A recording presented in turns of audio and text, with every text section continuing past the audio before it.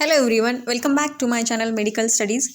So in today's lecture, we are going to see fundamental or cardinal principles of homeopathy. Every science has certain basic guiding principles. Homeopathy as a science of medical treatment has its own philosophy and its therapeutics is based on certain fundamental principles which are quite different from other system of medicine. And these fundamental principles were discussed by Dr. Hahnemann in different sections of his Organ of Medicine and Philosophy. There are 7 fundamental principles of homeopathy: law of similia, law of simplex, law of minimum dose, doctrine of drug proving, doctrine of drug dynamizations, theory of chronic diseases, and theory of vital force. Let's see one by one in detail. First one, law of similia.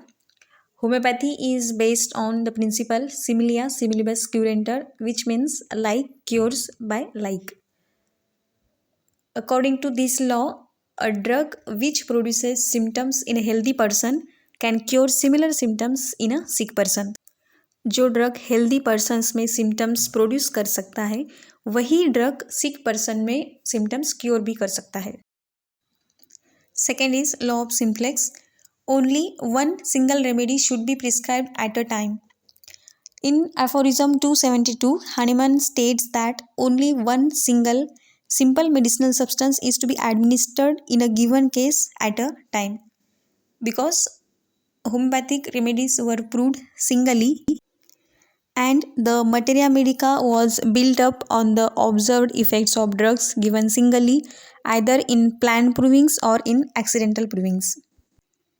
If more than one remedy is used, the doctor cannot know which element was curative and one source of future guidance is thereby obscured. And also, more than one drug given in prescription can produce adverse effects or aggravation in patient. Third is law of minimum dose. The suitableness of a medicine for any given case does not depend on its accurate selection of remedy alone, but on the proper size of a dose.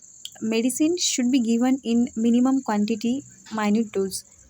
Minute dose means that quantity of a medicine which is though smallest in quantity produces the least possible excitation of the vital force and yet sufficient to effect the necessary change in it.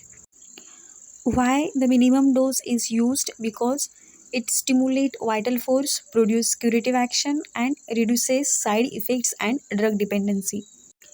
So according to this law, we should prescribe medicine in a minimum dose because it stimulates vital force and produces curative action, and if we give it in a large doses then it can produce side effects.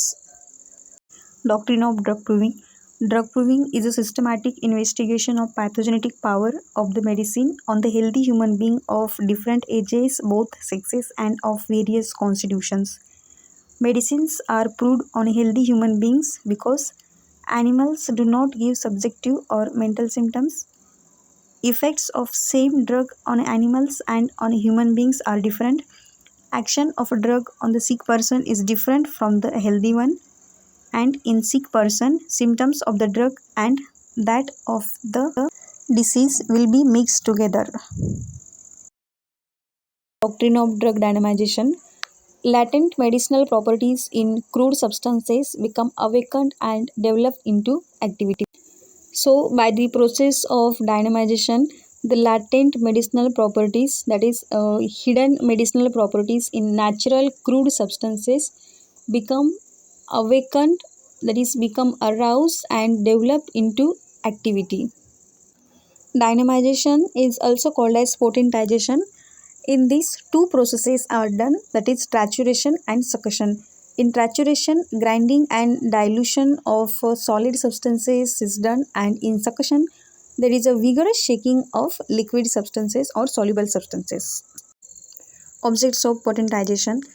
It reduces toxic effects, cure dynamic vital force, and deeper and long lasting action. Fifth is theory of chronic diseases. Chronic diseases are caused by chronic miasms. There are 3 miasms: sora, syphilis, and psychosis. Sora is the fundamental cause of most chronic diseases. Nearly 7/8 of chronic diseases arise from Sora, and remaining diseases arise from syphilis and psychosis.